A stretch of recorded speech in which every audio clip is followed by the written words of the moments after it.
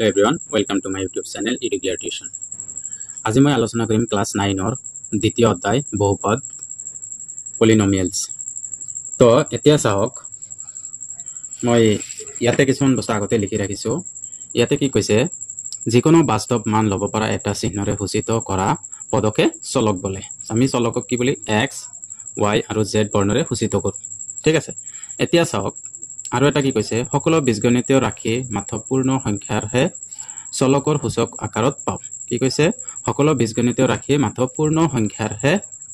চলকৰ সূচক আকাৰত পাও। এনে ধৰণৰ ৰাশিক এক চলকযুক্ত বহুপদ বোলা হয়। কিছুমান উদাহৰণ কি কৈছে x cube x square plus 4x plus 7 ই এটা x চলকযুক্ত বহুপদ। গোটেইখিনি কি আছে x আছে, তো এইটো হৈছে x চলকযুক্ত বহুপদ। আৰু ইয়াতে আছে কি 3y স্কয়াৰ প্লাস 5y ই এটা y চলকযুক্ত বহুপদ। ইয়াতে কি আছে y আছে কেৱল। ঠিক আছে, তাৰ পিছত কৈছে ৰৈখিক দ্বিঘাত আৰু ত্ৰিঘাত বহুপদ। কিছুমান আছে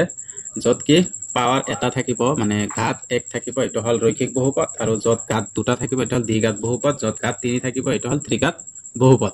ঠিক আছে, মই ইয়াতে লিখিছো কি কৈছে ৰৈখিক বহুপদ কি এক মাত্ৰাযুক্ত বহুপদক ৰৈখিক বহুপদ বলা হয়। যেনে কি কৈছে 2x - 1 √2y + 1 আৰু 2 - u ইত্যাদি। তাৰ পিছত দ্বিঘাত বহুপদ। দ্বিঘাত বহুপদ কোনবিলাক হৈছে এটা দুই মাত্ৰা বিশিষ্ট বহুপদক দ্বিঘাত বহুপদ বুলি কোৱা হয়, যত কি থাকিব দুটা মাত্ৰা থাকিব। যেনে কি 5 - y², তাৰমানে কি আছে এটা ইয়াত কি আছে মাত্ৰা 2 দিয়া আছে, আৰু কি আছে 4y + 5y², ইয়াতো কি আছে মাত্ৰা 2 দিয়া আছে, আৰু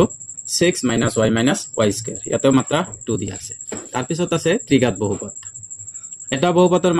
মাত্ৰা 3 হলে তাক ত্ৰিঘাত বহুপদ বুলি কি কৈছে, যাৰ কি মাত্ৰা 3টা থাকিব তাক ত্ৰিঘাত বহুপদ বুলি কোৱা হয়। ঠিক আছে, এতিয়া মই অনুশীলনী 2.1 টো আলোচনা কৰিম। এতিয়া এক নম্বৰত দিয়া আছে কি তলৰ কোনকেইটা ৰাখি এটা চলকযুক্ত বহুপদ আৰু কোনকেইটা নহয়, তোমাৰ উত্তৰৰ যুক্তি দিয়া। এক নম্বৰত দিয়া আছে কি 4x² - 3x + 7। অনুশীলনী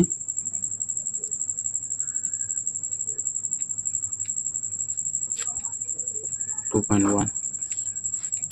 এক নম্বৰত দিয়া আছে কি 4x * 1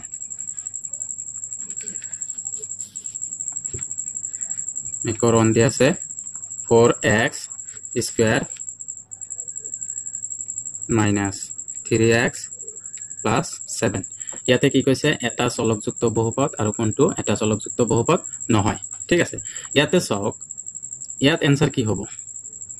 ইয়াতেও x ইয়াতেও x, চলক মানে একে বস্তু থকাটো। ইয়াতেও x আছে ইয়াতেও x আছে, তাৰমানে y থাকিলে দুটা চলক হ'ব, যেহেতু কি ইয়াতেও x আছে ইয়াতেও x আছে, তাৰ মানে এটো এটা চলকযুক্ত বহুপদ হয়। ঠিক আছে, এটো হয়তো কি হ'ব এটা যুক্ত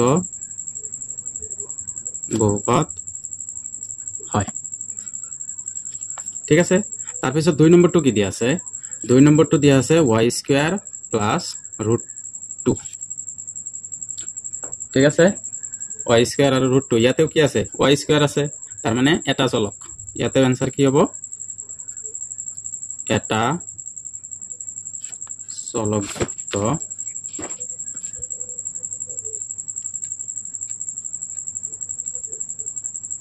বহুপদ। ঠিক আছে, এতিয়া 3 নম্বৰটো চাওক। 3 নম্বৰটো কি দিয়া আছে 3√t + t√2। এতিয়া আৰু এটা বস্তু ইয়াতে ক'ব পাৰি, যেতিয়াই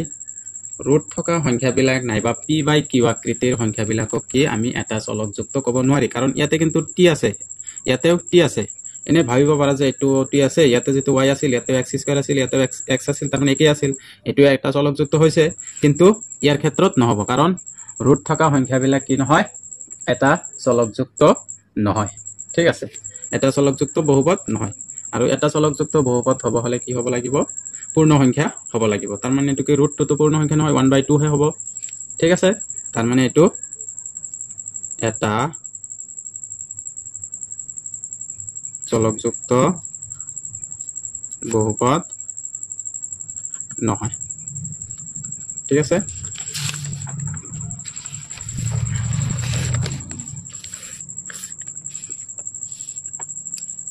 এতিয়া চাওক 3 নম্বৰ হল এতিয়া চাওক 4 নম্বৰ 4 নম্বৰত কি দিয়া আছে y plus 2/y ঠিক আছে ইয়াতে কি কৈছে y plus 2/y দিয়া আছে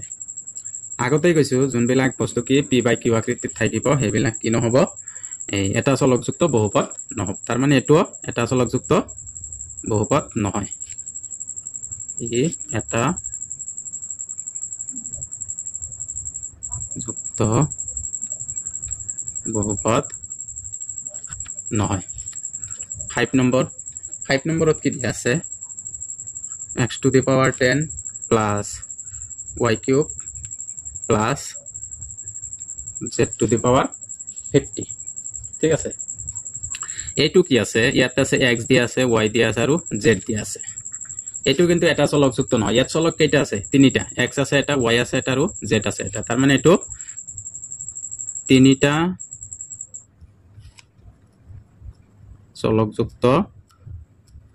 বহুপদ এতিয়া একৰখিনি কমপ্লিট হল এতিয়া দুয়ৰখিনি তলত প্ৰতিটোৰে x স্কয়াৰৰ হহক লিখিব দিছে কি কৈছে প্ৰতিটোৰে x স্কয়াৰৰ হহক ইয়াতে 1 নম্বৰত কি দি আছে 2 + x স্কয়াৰ + x তাৰ মানে এই x স্কয়াৰ যোনটা আছে এই x স্কয়াৰৰ লগত হহক কি আছে হেতুহে লিখিব দিছে আমাক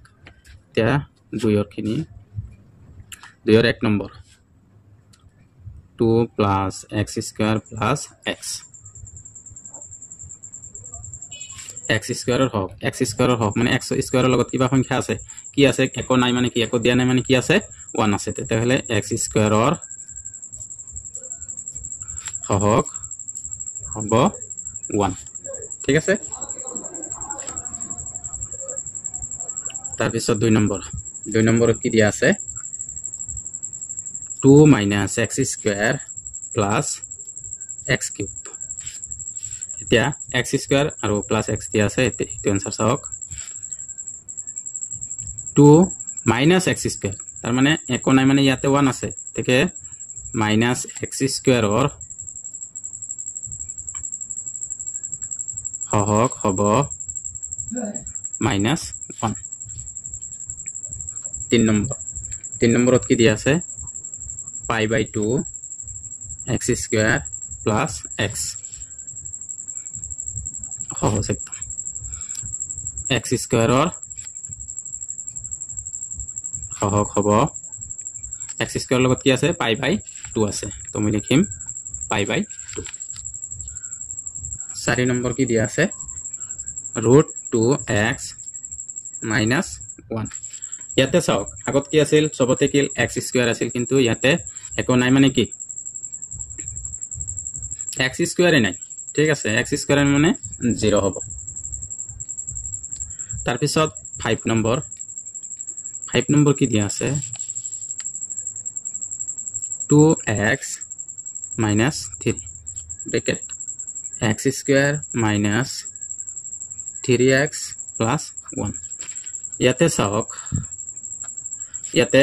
x স্কয়াৰ যদিও ইয়াত আছে কিন্তু এটো ইয়াৰ লগত পূৰণ হৈ আছে প্ৰথমত কি কৰিম এই দুটা আমি কি কৰিম পূৰণ কৰিম তাৰ পিছত x স্কয়াৰৰ হক কিমান হয় হেখিনিহে ওলাব পাৰি এতিয়া চাওক এইটো সংখ্যা দি আমি এই তিনটাকে আগত পূৰণ কৰিম এনেকে পূৰণ কৰিম 2x আৰু x স্কয়াৰক পূৰণ কৰিলে কিমান হ'ব 2x কিউব এটো দি ইয়াকে আকৌ পূৰণ মাইনাস আছে মাইনাস দি 2 আৰু 3 ক পূৰণ কৰিলে 6x আৰু x পূৰণ কৰিলে x স্কয়াৰ এটো দি এটো পূৰণ প্লাস আছে প্লাস 2x এতিয়া এটো দি এইখিনি পূৰণ হল এতিয়া কি কৰিম এই 3 দি এটো পূৰণ কৰিম তো মাইনাস আছে -2 দি দিলো 3x স্কয়াৰ 3 কিমান মাইনাস মানে কি হ'ব প্লাস 3 9 আৰু x এটো ইয়াৰ লগত প্লাস মানে মাইনাস তো 3 হৈ গল এতিয়া চাওক 2x কিউব ইয়াতে -6x স্কয়াৰ ইয়াতে আছে -3x স্কয়াৰ তো এটো মাইনাস তেনেহলে -9x স্কয়াৰ তাৰ পিছত এটো 2x প্লাস এটো 9x প্লাস তেনেহলে প্লাস 11x এতে -3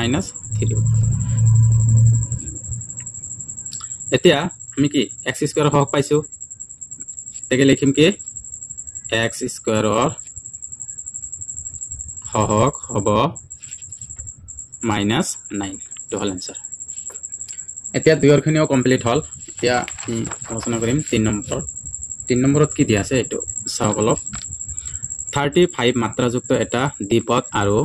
100 মাত্ৰাযুক্ত এটা এক পদৰ এটাকৈ উদাহৰণ দিয়া তাৰ মানে কি হৈছে যাত কি 35 এটা মাত্ৰা থাকিব লাগিব আৰু এটাত কৈছে 100 মাত্ৰাযুক্ত আমি বহুত কেইটা লিখিব পাৰো ঠিক আছে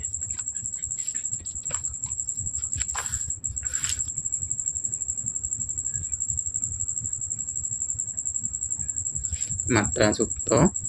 এটা দ্বিপদ আৰু কৈছে কি আৰু 100 মাত্ৰাযুক্ত এটা একপদ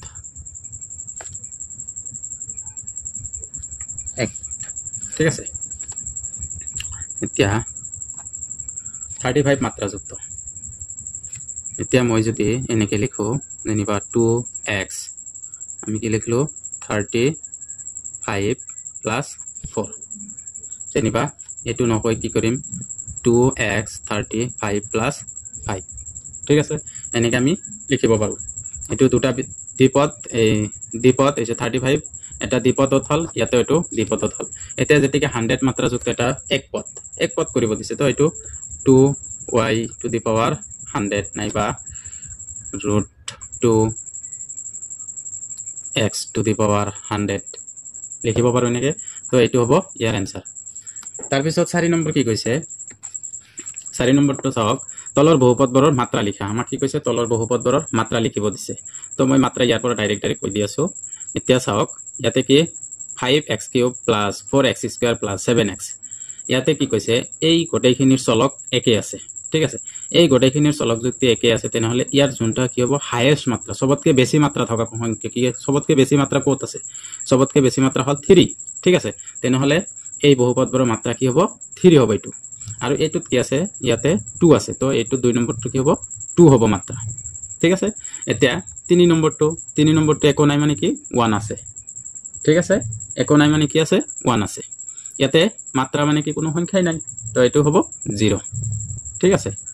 তাৰ পিছত 5 নম্বৰটো চাওক তলৰ ৰৈখিক দ্বিঘাত আৰু ত্ৰিঘাত বহুপদবোৰ শ্ৰেণী বিভাজন কৰা কৈছে কি প্ৰথমত কি আছে ৰৈখিক দ্বিপদ আৰু ত্ৰিপদ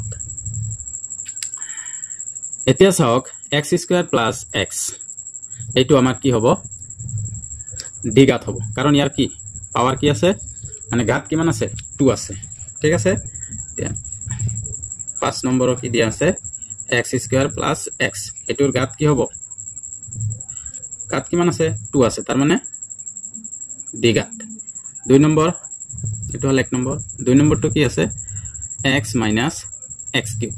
এটোৰ ঘাত কি হ'ব 3 তাৰ মানে ত্ৰিঘাত 3 নম্বৰটো কি দিয়া আছে y + y² + 4 y + y² + 4 তাৰ মানে এটো ঘাত কিমান আছে 2 তাৰ মানে এটো হ'ব দ্বিঘাত ঠিক আছে দ্বিঘাত বহুপদ তাৰ পিছত 4 নম্বৰ দিয়া আছে 1 + x তাৰ মানে ঘাত কি দিয়া নাই তাৰ মানে এটো ডাইৰেক্ট কি হ'ব এটো হ'ব ৰৈখিক বহুপদ আমি ফাৰ্ষ্টতেই কৈছো যে যদি কোনো সংখ্যাৰ কি না থাকে কোনো চলকৰ ওপৰত ঘাত না থাকে তেনেহলে হেতু হ'ব কি ৰৈখিক বহুপদ তাৰ পিছত ইয়াত আৰু দিয়া আছে 5 নম্বৰ হৈছে 3t এটো হ'ব কি ৰৈখিক বহুপদ ঠিক আছে তাৰ পিছত এটো হল দ্বিঘাত বহুপদ এটো হল ত্ৰিঘাত বহুপদ মই এখিনি ডাইৰেক্ট ইয়াৰ পৰা লিখি দিছো ঠিক আছে তো এটো অনুশীলনী 2.12 কমপ্লিট হল আশা কৰো সবে বুজি পাইছা আৰু যদি ভিডিওটো ভাল লাগে লাইক কৰিবা কমেন্ট কৰিবা আৰু যদি চেনেলটো নতুনকৈ ভিজিট কৰিছা চেনেলটো সাবস্ক্ৰাইব কৰি দিব